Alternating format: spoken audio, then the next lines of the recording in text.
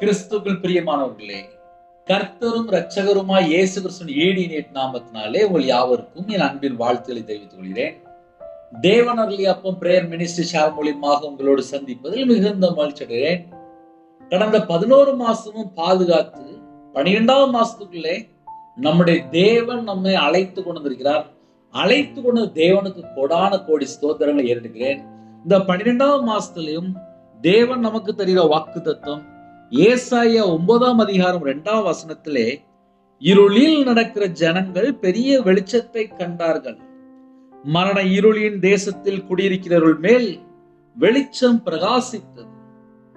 புதிய ஏற்பாட்டிலே யோவான் 12ஆம் அதிகாரம் 46ஆம் வசனம், 8ஆம் அதிகாரம் 12ஆம் வசனத்திலையும் எழுதப்பட்டிருக்கு. இருளில் நடக்கிற ஜனங்கள் பெரிய வெளிச்சத்தை கண்டார்கள்.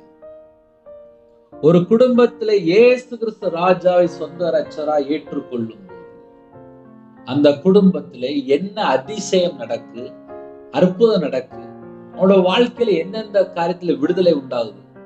சாபத்திலிருந்து மீட்டெடுக்கிறார், தலைமுறை சாபத்திலிருந்து நம்மளை மீட்டெடுக்கிறார், நம்முடைய அக்கிரமத்தை மன்னிக்கிறார், நம்முடைய பாவத்தை மன்னிக்கிறார், நம்முடைய பலவீனம், நம்முடைய நோய் எல்லாவற்றையும் சிலுவையில் சுமந்தார் என்று எழுதப்பட்டிருக்கு. ஒரு குடும்பத்திலே மரண இருளே நடந்துட்டு இருப்பாங்க. அவங்களுக்கு வெளிச்சம்னா என்னன்னு தெரியாது. இயேசு கிறிஸ்து ராஜா அழகா புதிய ஏற்பாட்டுல சொல்கிறார், என்னிடத்தில் விசுவாசமா இருக்கிற எவனும். இப்ப நம்ம காலவேளையிலே புதிய மாசத்துக்காக நம்ம வாக்கு தத்தங்களோடு இந்த மாசத்தை நாம் தியானித்து தொடங்க போகிறோம். இருளில் நடக்கிற ஜனங்கள், அதுக்கு எக்ஸாம்பிளுக்கு நான் என்னைய சொல்றேன், அது உங்களுக்கு மிகுந்த பிரயோஜனமா இருக்கும். என்னுடைய வாழ்க்கை ஒரு இருளான வாழ்க்கையா இருந்துச்சு, ஒரு பாவம் நிறைந்த வாழ்க்கையா இருந்துச்சு. எனக்கு நல்லது எது கெட்டது எது தெரியாது. நான் வியாபாரத்துல இருக்கும்போது ஒரு விக்கிரத்துல உள்ள ஒரு நபரோடு பழகினேன். அவங்க சொன்ன எல்லா காரியத்தையும் செஞ்சேன். விக்கிரத்துக்கு பணம் கொடுக்கணும்னாங்க, மாந்திரியத்துக்கு பணம் கொடுக்கணும்னாங்க, அவங்களுக்கு பணம் கொடுக்கணும்னாங்க, அவங்களுக்கு தேவைக்கு மனுஷனுக்காக என்னெல்லாம் கேட்டாங்களோ பணம் கொடுத்தேன். கிட்டத்தட்ட ஒரு 8 வருஷம் கொடுத்தேன், 13 லட்சம் ரூபாய் கொடுத்தேன். ஆனால் 2014 டிசம்பருக்கு அப்புறம் என்னோட வாழ்க்கையில தேவன் மாற்றத்தை கொடுத்தார், விடுதலை கொடுத்தார், சமாதானத்தை கொடுத்தார்.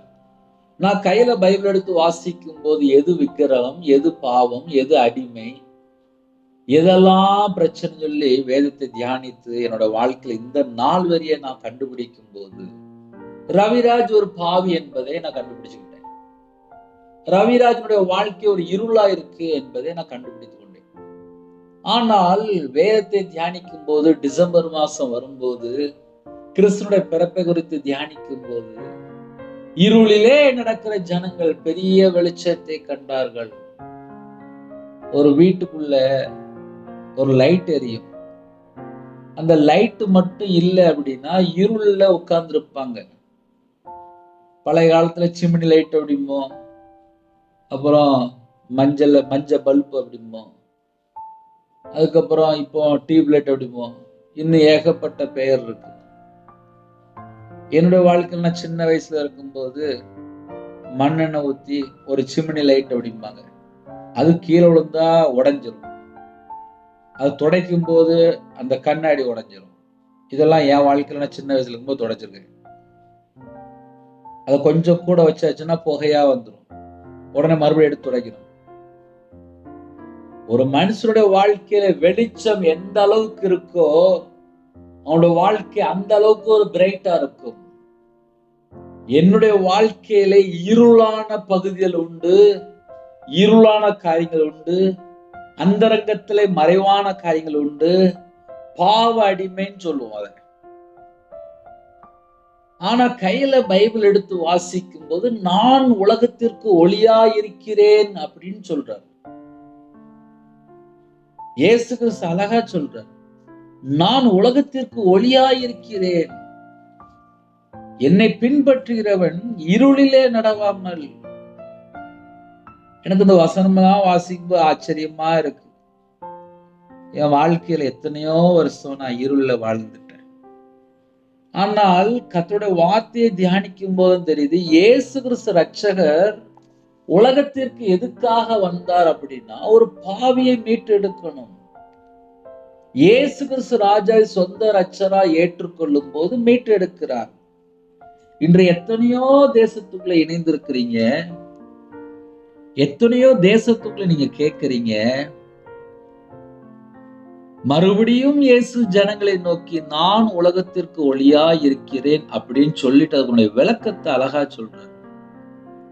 என்னை பின்பற்றுகிறவன், அதாவது இயேசு கிறிஸ்து நமக்கு என்னெல்லாம் கற்றுக் கொடுத்தாரோ, மத்தேயு, மார்க்கு, லூக்கா, யோவான், என்னை பின்பற்றுகிறவன், அவருடைய வார்த்தைக்கு கீழ்ப்படிந்து கை கொண்டு அவருடைய சத்தத்திற்கு கேட்டு அதன்படி நடக்கிறவர்கள், என்னை பின்பற்றுகிறவன் இருளிலே நடவாமல். அப்ப நம்முடைய வாழ்க்கையில இருள் இருக்கக்கூடாது. இயேசு கிறிஸ்து ராஜாவை பின்பற்றும் போது இருள் இருக்கக்கூடாது. சரி, இன்னும் கொஞ்சம் ஆழமா சொல்லணும் அப்படின்னா, என்னுடைய வாழ்க்கையில எப்படிலாம் இருள் வருது அப்படின்னு சொல்லி பல காரியங்கள் ஆவிக்குரிய வாழ்க்கையில வளர்றதுக்கு எனக்கு அது பிரயோஜனமா இருந்துச்சு. எக்ஸாம்பிளுக்கு நான் சொல்றேனே, பைபிளே வாசிக்காம இருக்கான் ஒரு மனுஷன், அவனோட வாழ்க்கையில இருள் வருது. தேவனை துதிக்காம இருக்கிறான், அவனுடைய வாழ்க்கையில இருள் வருது. ஜெபிக்காம இருக்கும் போது இருள் வருது. கோபப்படும் போது இருள் வருது. பாவம் செய்யும் போது இருள் வருது. பழைய சுபாவம், பழைய எண்ணங்கள் வரும்போது இருள் வருது. ஜென்ம சுபாவம் வரும்போது இருள் வருது. இதை எதுக்கு கொஞ்சம் ஆழமா சொல்லி தரேன் அப்படின்னா, ரட்சிக்கப்பட்டுட்டேன், அபிஷேகம் பண்ணப்பட்டுட்டேன் அப்படின்னு சொல்லி நம்ம 1000 காரியங்கள் சொன்னா கூட நம்ம வாழ்க்கையிலே நம்ம வேதத்தினுடைய அந்த அறிவு நமக்கு இல்லாமல் இருந்தால், நான் மறுபடியும் சொல்றேன், வேதத்தினுடைய அறிவுனா என்ன அர்த்தம் அப்படின்னா, கர்த்தருடைய வார்த்தைக்கு கீழ்ப்படின்னு சொல்லி போட்டிருக்கு. கீழ்ப்படிந்து பிசாசுக்கு எதிர்த்து நில்லுங்கள் அப்படின்னு சொல்லி போட்டிருக்கு. ஒரு மனுஷனுடைய வாழ்க்கையில இருள் தொடரக்கூடாது. என் வாழ்க்கையில இருளே வரக்கூடாதுப்பா, நான் வெளிச்சத்தின் பிள்ளையா வாழணும் அப்படின்னு சொல்லி ஒருவேளை யாராவது யோசித்தால், இயேசு கிறிஸ்துவினுடைய வார்த்தையை நாம் தியானிக்க வேண்டும். மத்தேயு, மார்க்கு, லூக்கா, யோவான்ல எழுதி கொடுத்தார். எப்படி வாழணும், எப்படி வெளிச்சத்துல நடக்கணும் அழகா எழுதி கொடுத்திருக்கார். நான் கடந்த மாசத்துல கிறிஸ்துனுடைய பிறப்புக்காக மத்தேயு, மார்க்கு, லூக்கா, யோவான் ரொம்ப பொறுமையா உட்கார்ந்து வாசித்தேன். அதுல வாசிக்கும் போது எனக்கு ஒரு வார்த்தை ரொம்ப பிடிச்சிருந்துச்சு. தேவனுடைய ராஜ்யம், தேவனுடைய ராஜ்யம், தேவனுடைய ராஜ்யம் அப்படின்னு சொல்லி மறுபடியும் சொல்றாரு. அப்ப அதை பத்தி கொஞ்சம் ஆழமா யோசிக்க ஆரம்பிச்சு. இயேசு கிறிஸ்து இந்த பூமியில வந்த நோக்கம் என்ன தெரியுமா? தேவனுடைய ராஜ்யத்தை குறித்து பிரசங்கிக்க வந்தார். நம்ம எல்லாரும் நித்திய ஜீவனுக்குள்ள போகணும்.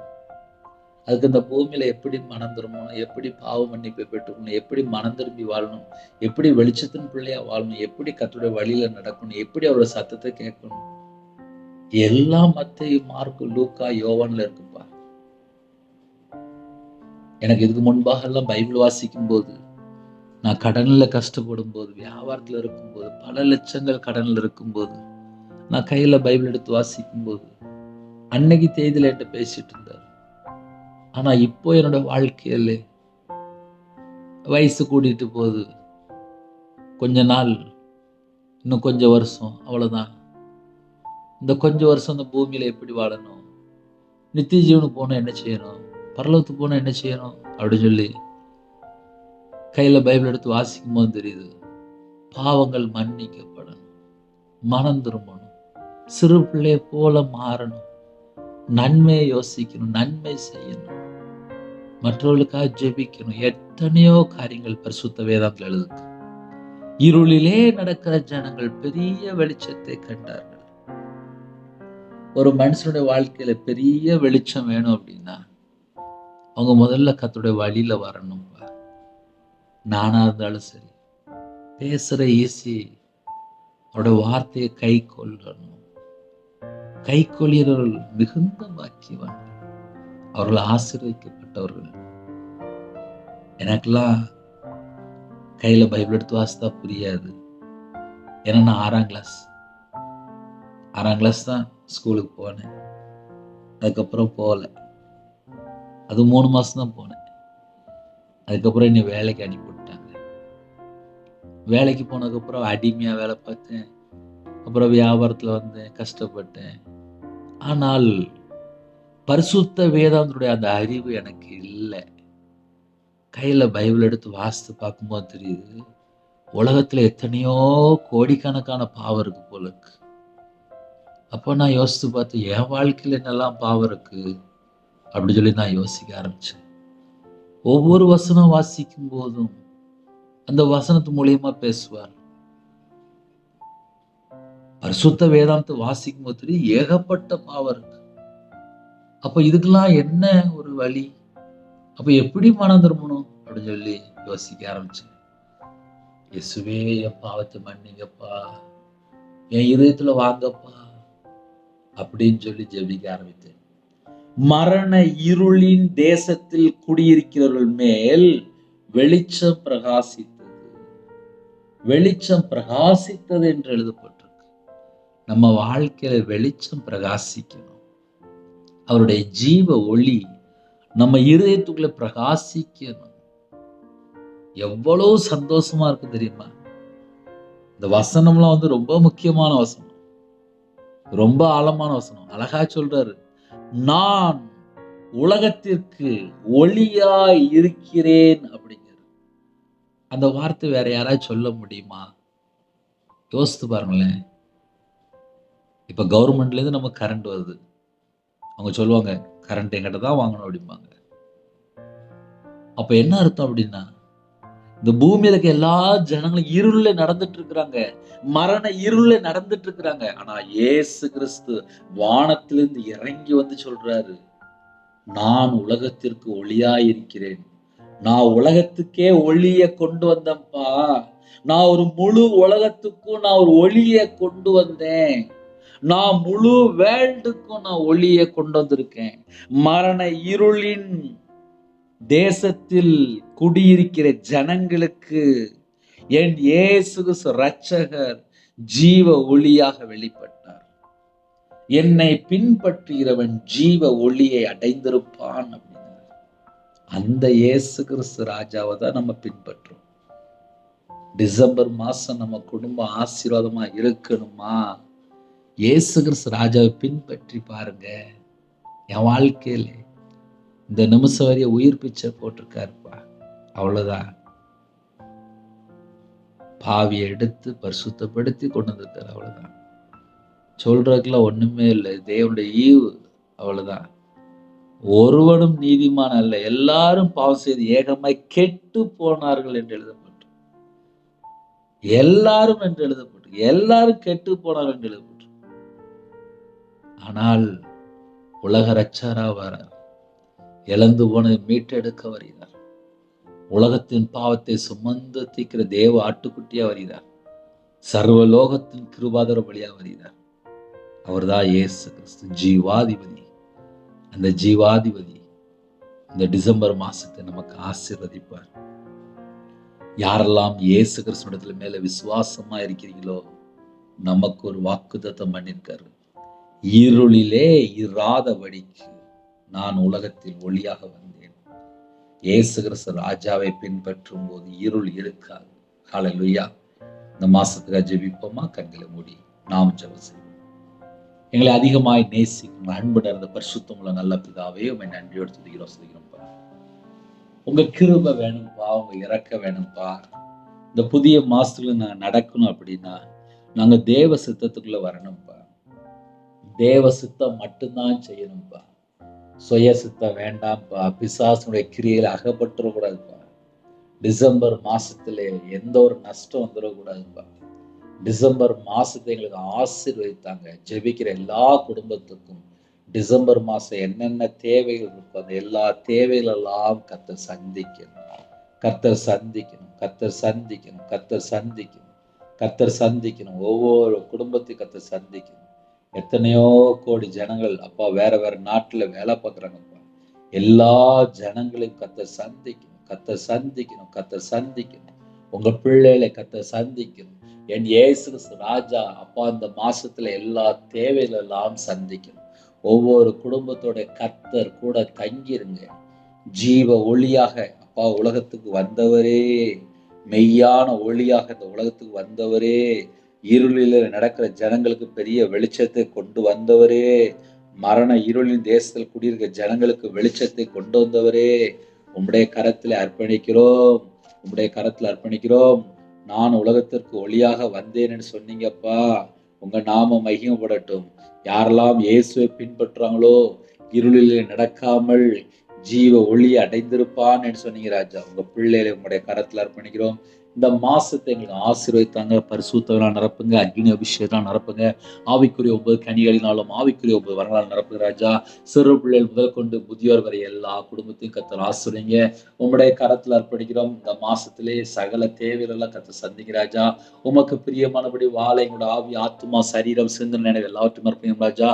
உங்களுடைய கிருபையால் நிரப்புங்க, உங்களுடைய பிரசன்னத்தால் மூடுங்க, உங்களுடைய வல்லமையால் நிரப்புங்க. இந்த மாசத்துல எல்லா தேவைகளும் கர்த்தர் சந்திங்க. கர்த்தருடைய நாம மகிமைப்படட்டும். துதிகான மகிமை எல்லாம் ஒருவருக்கே செலுத்துகிறோம். இயேசு கிறிஸ்துவின் பிதாவே, ஆமென். தேவனுக்கே மகிமை உண்டாதாக. கர்த்தர் தாமே உங்களையும் உங்கள் குடும்பத்தையும் சகல கருத்திலும் சம்பூர்ணமாக திருப்தியாக கர்த்தர் கூட ஆசீர்வதிப்பாராக. ஆமென். கர்த்தராய் இயேசு கிறிஸ்து கிருபையும் பிதாவாகிய அன்பும் பரிசுத்தருடைய ஐக்கியமும் இப்பொழுதும் எப்பொழுதும் சதா காலங்களிலும் நம் மனதில் கொடுப்பதாக. ஆமென். கிறிஸ்து பிரியமானவர்களே, என்னுடைய ஊழியர் காத்துடன் ஜெபித்துக் கொள்ளுங்கள். தினம்தோறும் ஒரு வாக்குத்தத்தம் பேசினோம். தொடர்ந்து கேளுங்கள். கர்த்தர் உங்களையும் உங்களுடைய குடும்பத்தின் சகல காலத்திலும் சம்பூர்ணமாக திருப்தியாக கர்த்தர் கொடுத்து ஆசீர்வதிப்பாராக. ஆமென். God bless you. Thanks for watching. Please subscribe our channel. Click the like and share. Click the bell. God bless you.